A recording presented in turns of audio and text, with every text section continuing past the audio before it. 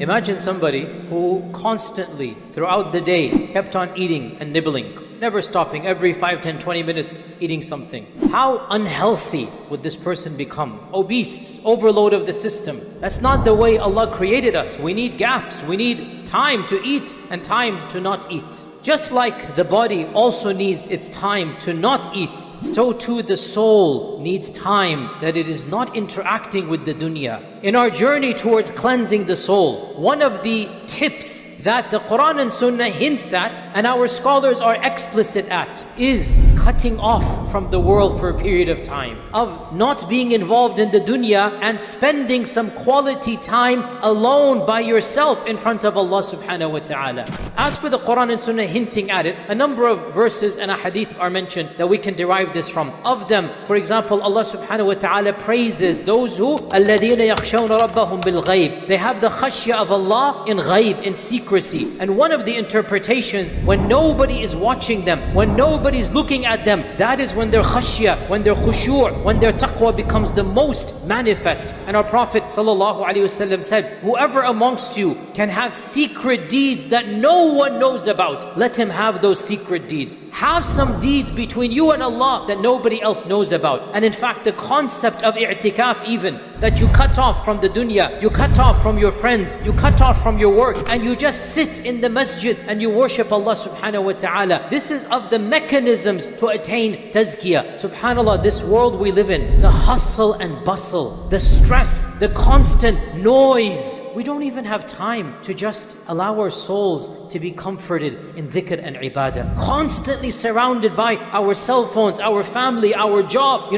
dunya. Well, you have to make time for tazkiyah. Now the sunnah is to make time within your daily routine. It is not sunnah to cut off from the world and go live in a cave. That's not our sharia. Our Prophet ﷺ said, there is no being monks or hermits in Islam. We don't cut off from the dunya. But throughout the day and night, what is the routine of the Prophet ﷺ? He would pray tahajjud all alone. And then after Salat al-Fajr, he would go and he would do adhkar all alone. Throughout the day and night, you put in private time, quality time. And by the way, quality time doesn't mean you on your phone. No, you put your phone off. When you are worshipping Allah in the privacy of secrecy, that is when your tazkiyah begins to develop. When you only worship Allah in public, that's not healthy. And the Quran and Sunnah advise us to worship Allah in secret. For example, Allah subhanahu wa ta'ala praises Salat al-Tahajjud when nobody else is watching. Allah Azza wa Jal says, إِنَّ نَاشِئَةَ اللَّيْلِ هِيَ أَشَدُّ وَطْئًا وَأَقْوَمُ قِيلًا. That praying at the night when nobody is watching you, وَبِالْأَسْحَارِ هُمْ يَسْتَغْفِرُونَ. When it is all dark, that's when they're doing istighfar. So Allah says, praying at night,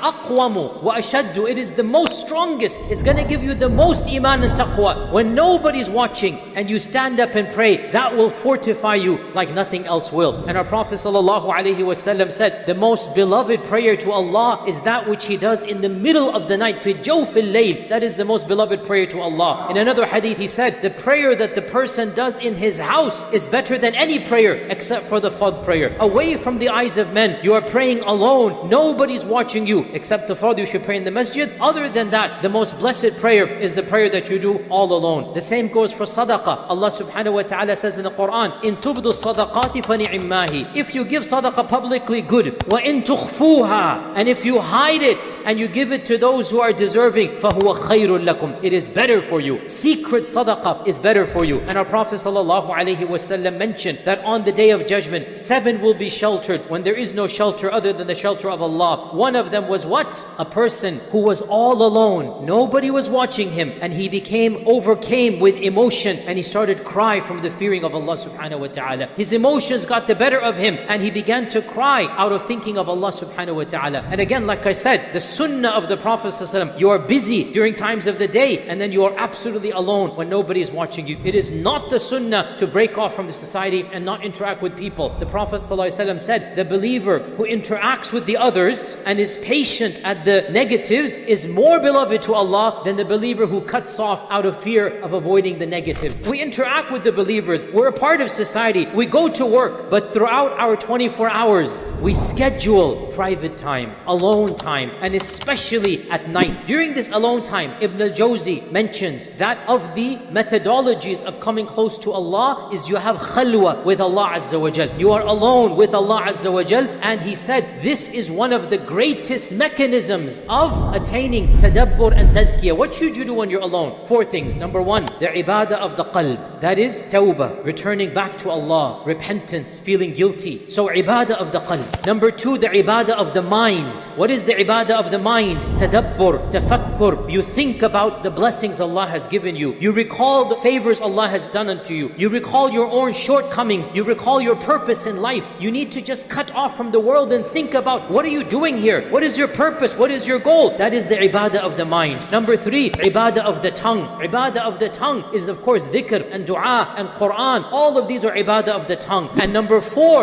ibadah of the body. And that is salah. And that is zakah. And that is sadaqah. And that is helping people when nobody knows you help them except for you. And this is the way of the salaf, of the righteous ancestors, that they would help people in the darkness of the night. Umar ibn al-Khattab in the middle of the night would carry sacks on his back and hand it to people that he knew needed it. Nobody knew who he was except for Allah subhanahu wa ta'ala. When you worship Allah and nobody is watching you, you are proving to Allah that you are sincere. You are proving to Allah subhanahu wa ta'ala, I'm not doing this for show. Therefore, to summarize, as Qatada said, no person shall attain the sweetness of worship until he attains it when he cuts off and he worships Allah alone. My advice to myself and all of you on your journey to purify your soul is to schedule private time, alone time, to schedule time where you just sit and you literally shut off your cell phone away from your family and friends and you just make ibadah, tadabbur, tafakkur, worship of the heart, cleansing of what is in there. And this should be, if not daily, put it in a few times a week or a few times of the month. As for our Prophet ﷺ, he did it daily and especially nightly.